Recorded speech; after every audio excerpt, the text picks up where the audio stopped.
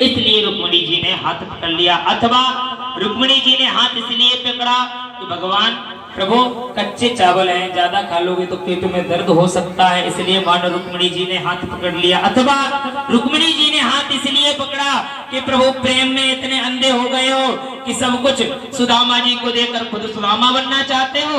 रुक्मिणी जी जानती हैं ये चावल किस लिए खाए जा रहे हैं। बोले प्रभु ऐसा काम मत करो जो कि खुद ही सुदामा बनना पड़ जाए, अपना सर्वस्व लुटा करके तुम्हें खुद सुदामा बनना पड़ जाए, इसलिए हाथ पकड़ लिया।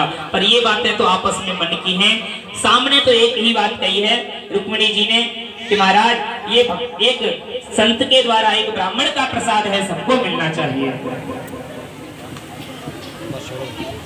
तो द्वारिकाधीश ने कहा जाओ ये चावल सबको वितरण कर दीजिए।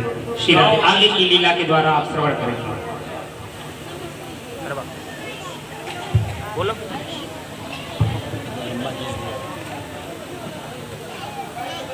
इस प्रकार सुदामा जी के द्वारा लाए हुए तंदुरों को भगवान ने ग्रहण किया। नहीं चलना चाहिए, काफी समय हो गया, तो आज्ञा लेते हैं, कहते हैं मित्र हम चलना चाहते हैं। द्वारिकाधीश कहते ठीक है मित्र, तो एक काम करो, आप जाना ही चाहते तो आपकी मर्जी है, ठीक है जाइए, ज्यादा रोका भी नहीं। और अपनी रानी पटरानियों से कहा अरे ये दिव्य पुरुष हैं, यहाँ से जा रहे हैं तो आप सभी आशीर्वाद लीजिएगा। और एक एक करके सभी रानी पटरानियां आई हैं, सबने आशीर्वाद दिया। सुदामा जी सबको आशीर्वाद दे रहे हैं। आयुष्मान भव तेजस्वी वर्चस्वी यशस्वी पतिप्रिया हो इत्यादि, इनका आशीर्वाद लीजिए। भैया ये कौन है? ये आपकी अभी छोटी बहू, उसे भाभी कहती। लेकिन ये एक है, आपके पीछे तो देख रहा हूँ इतनी लंबी लाइन लगी हुई है। जय हो जय हो। ये कौन है इतने पीछे आ रहे भैया? ये भी सब रानियां हैं।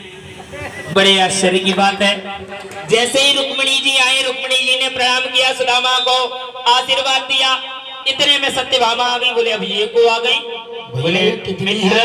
ये भी बेई है। इतने में कालिंदी आ गई, बोले अब ये को आ गई। बोले मित्र बार बार मत पूछो।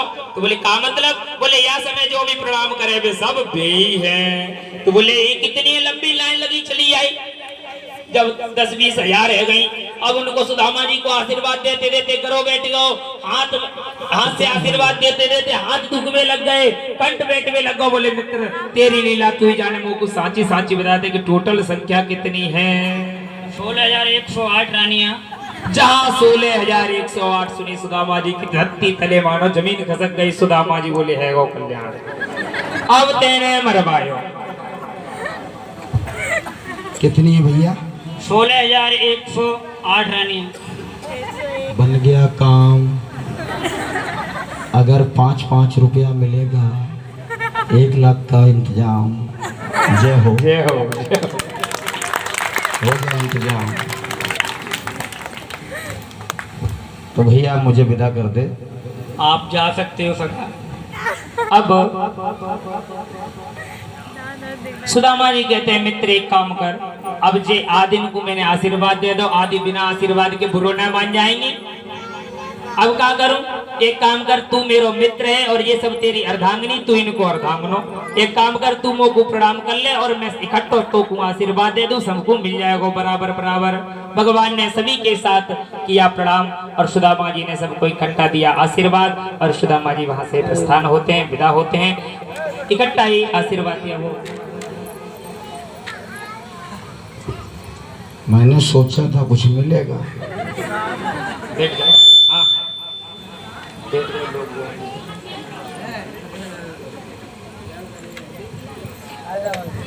सोचने वाली बात है।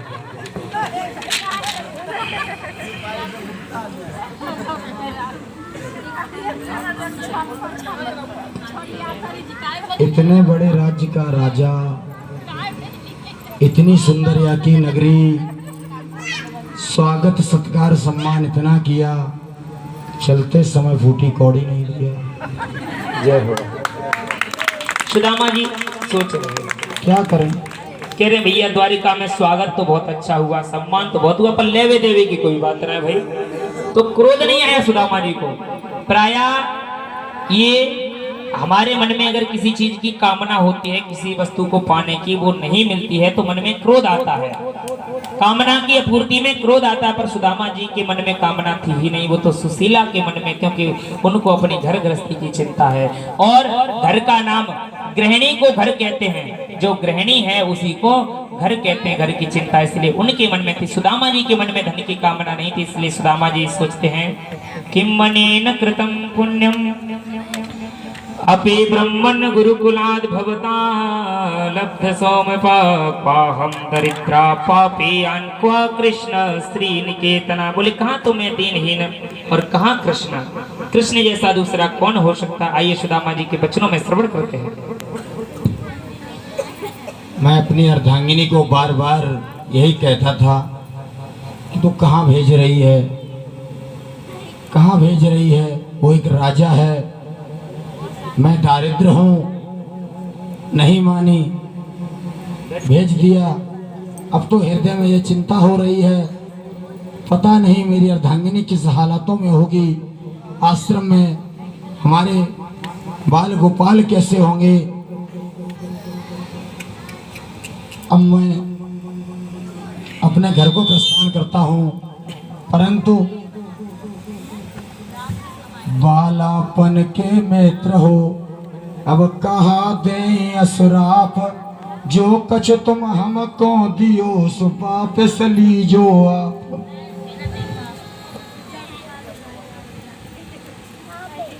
भैया दरबार बदल दो, हमारी उठा के जाओ भैया।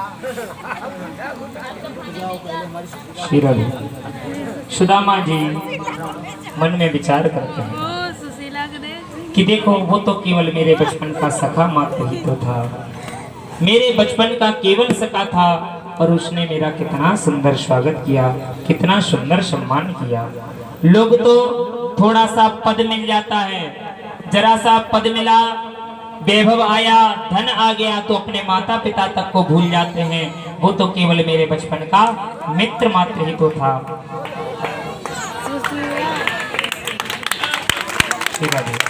तो मेरे बचपन का मित्र मात्र ही तो था, उसने मेरा कितना भारी सम्मान किया, कितना भारी स्वागत किया, लेकिन धन क्यों नहीं दिया, उसका भी कारण है।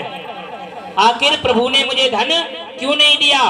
कोई बहुत ज्यादा निर्धन और उसे बहुत ज्यादा एक साथ धन मिल जाए तो उसकी बुद्धि बिगड़ जाती है, बुद्धि खराब हो जाती है, इसीलिए भगवान ने मुझे लगता है धन नहीं दिया। इस प्रकार से सुदामा जी सोचते हुए जाते हैं और अपने नगर को पहुंच जाते हैं, जहां पर अभी तक कुटिया बनी थी, टूटी फूटी कुटिया बनी थी सुदामा जी की। और अब देखते हैं तो कंचन महल खड़े, महल बन गए वहां पर, और चारों तरफ नर नारियां आदि नजर आते हैं। सब महल के सेवक सेविकाएं आदि सभी नजर आते हैं। सुदामा जी आश्चर्य में पड़े हैं। सुदामा मंदिर देखी डरे, जहां तो थी मेरी टूटी झुपड़िया और कंचन महल खड़े, सुदामा मंदिर देखे डरे। आइए सुदामा जी के द्वारा ही झांकी का अवलोकन करते हैं। अच्छा अपनी बात में जान नहीं आती।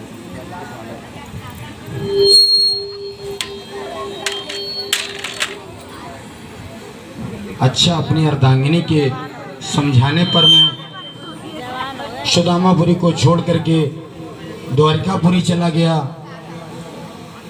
हमें ऐसा लगता है किसी राजा ने या साहूकार ने हमारी झुपड़ियाँ भी हटवा दी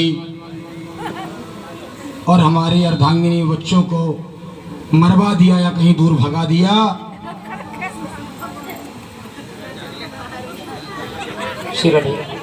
सुदामा जी जैसे ही देखते हैं कि अरे ये मैं कहाँ आ गया, मेरी यहाँ पर तो मेरी झुपड़िया थी और यहाँ पर महल खड़े हैं। सोचते हैं लग तो ऐसा रहा है कि हमारा ही स्थान है, पर हमारे स्थान पर इतनी जल्दी महल कैसे बन सकते हैं।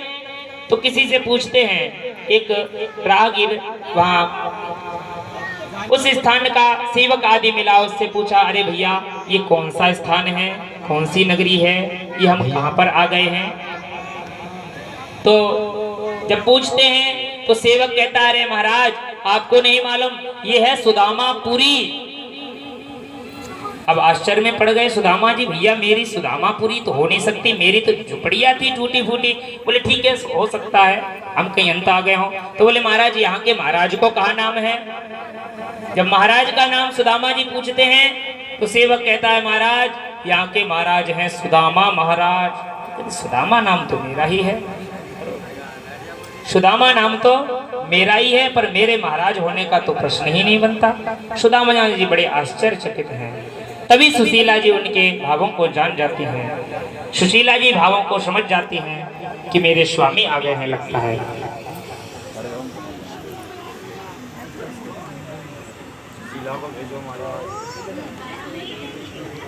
सुशीला अपने तुरंत स्वामी को समझती हुई वहां से चल देती हैं स्वागत सम्मान के लिए।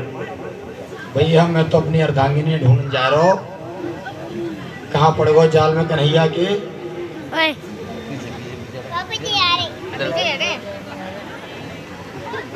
स्वामी स्वामी मैं आपकी बीवी। कौन हो देवी आप? कौन है आप देवी? मैं आपकी पत्नी हूँ। नहीं, अब स्वरूप चेंज हो गया, पहले था तो आप एक महारानी हो, मेरी अर्धांगिनी फटे मैले कुचेले कपड़ों में रहती थी, हम छोटी सी झुपड़िया में रहने वाले थे। तुम तो या पीताम्बरी ओढ़ी हो किनारीदार, वो सारी जर तारी हो तो ओढ़े काली कामरी, तुम हमारी अर्धांगिनी नहीं हो सकती। अब सुदामा जी पहचान नहीं पा रहे हैं। क्यों? क्योंकि सुदामा जी ब्राह्मण हैं और ऐसे ब्राह्मण हैं जिन्हें किसी से कोई मतलब नहीं है। अपनी स्त्री को इसलिए नहीं पहचान पा रहे हैं क्योंकि कहते हैं कहाँ तो वो मलिन वस्त्र पहने थी, गंदे संदे फटे पुराने कपड़ा, एक ही तो साड़ी थी, और ये दिव्य साड़ी कहाँ से आ गई। क्योंकि सुदामा जी जानते हैं मुझे तो कुछ दिया नहीं, तो सुदामा जी को ये भी भरोसा नहीं था कि ये सब कृष्ण का करा धरा है, इसलिए पहचानने से इनकार कर दिया। तो सुशीला समझा रही है। स्वामी जी आइए आइए जी, आप ही का महल है। ये कैसे बन गया? कहते हैं सुशीला कह रही है महाराज लगता है आपके सखा ने आपको कछु ना बतायो। जब विशेष करके सुशीला ने कहा तब जाकर के बहुत गौर से सुदामा जी देखते हैं सुशीला के रूप को, तब पहचानते हैं सुशीला तेरे पास इतने सुंदर वस्त्र, इतने सुंदर गहने आभूषण, कहीं चोरी तो नहीं की हो? जय हो जय हो।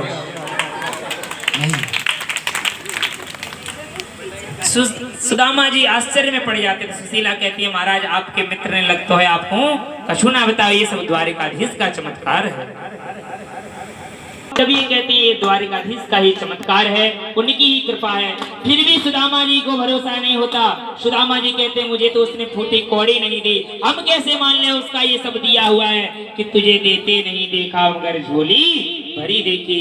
भगवान कब देते हैं, किसको देते हैं, अरे लेने वाले को ही नहीं पता पड़ता कि कब मिला और किसने दिया। तो भगवान देना सिखाते हैं। भगवान का नाम है घनश्याम। ये आकाश के मेघमंडल भी घनश्याम है। आकाश के मेघमंडल कब बरस जाते हैं हमें पता ही नहीं चलता है। तो भगवान देना सिखाते हैं। इस प्रकार से भगवान ने आकर के पुनः दर्शन दिए। श्री राधे, आप सभी लोग यहाँ स्थान ग्रहण करेंगे। अभी एक झांकी का और आएंगे और अपने हास्य प्रयास के द्वारा आपको अपने दिखाएंगे, इसलिए आप कहीं भी स्थान नहीं छोड़ेंगे। सभी लोग